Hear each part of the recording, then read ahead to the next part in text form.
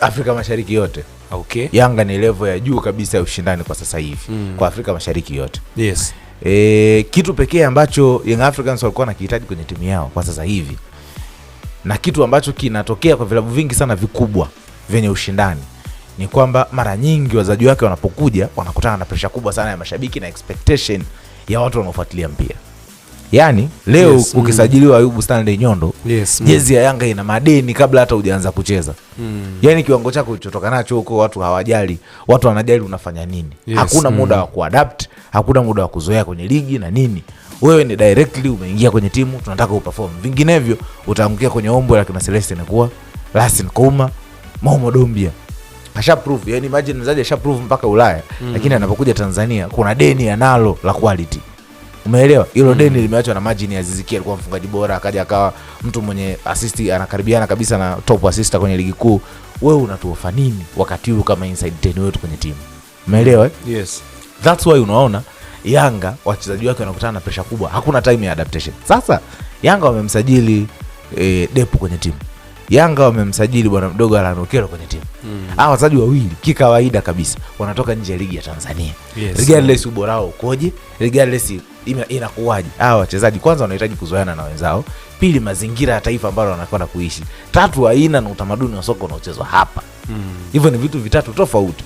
Kumbuka hapo kuna issue ya mwalimu, kuna issue ya wachezaji wenzie, communication. Ndio maana unakumbuka Berbatov anasema hivi, aliulizwa siku moja Dimitar Berbatov pale kwenye podcast na Rio Ferdinand, kwamba ungepata nafasi ya kukutana na Sesco ungemwambia nini sasa hivi. Amesema hivi, ningemwambia kaa na wachezaji wenzio, zungumza nao, sio cheza nao au fanya nao mazoezi, zungumza nao, waulize wanataka nini kwa kowe kama mshambuliaji, na wao wanaweza kufanya nini ili ufanye vizuri. Juzi kama umeona game inaisha, moja kati ya kauli nzuri kweli kweli, you see, zungumza nao.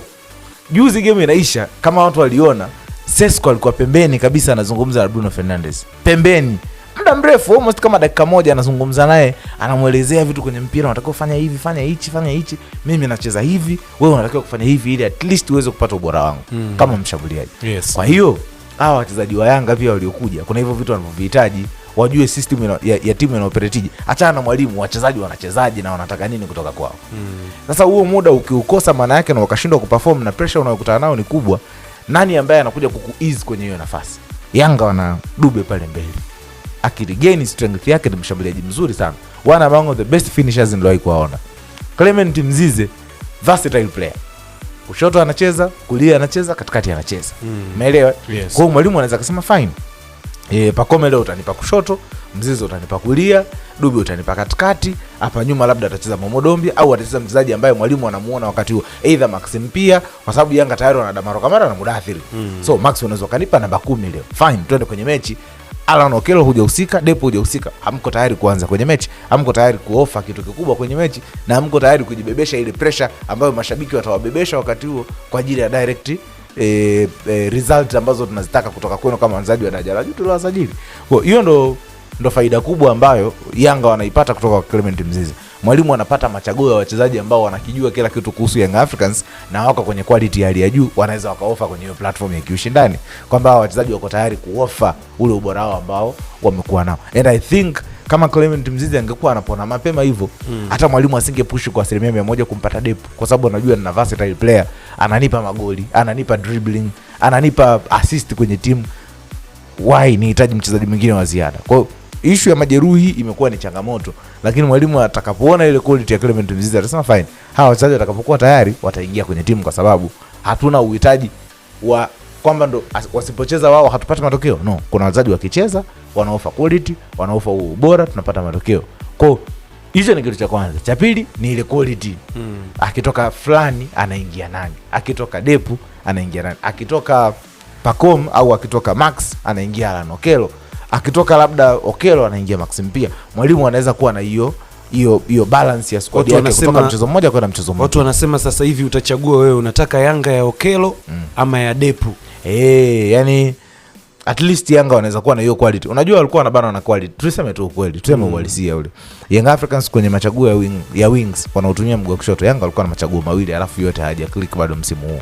Sio vibaya kusema. Si kwamba wazaji ni wabaya. Mfano nikikuuliza sasa hivi Ofen Chikola toka amefika Young Africans nini ameofa Yanga mpaka sasa hizi?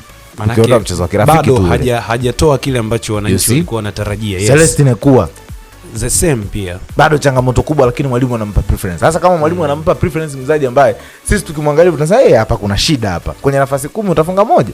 Hapa kuna shida. Kwa sababu quality hana. Lakini sasa hizi imagine mwalimu ana daraja la kwanza kwenye mchezaji ambaye anataka akacheze kwa mguu wa kushoto ule upande wa kulia mwenye uwezo wa kucut in.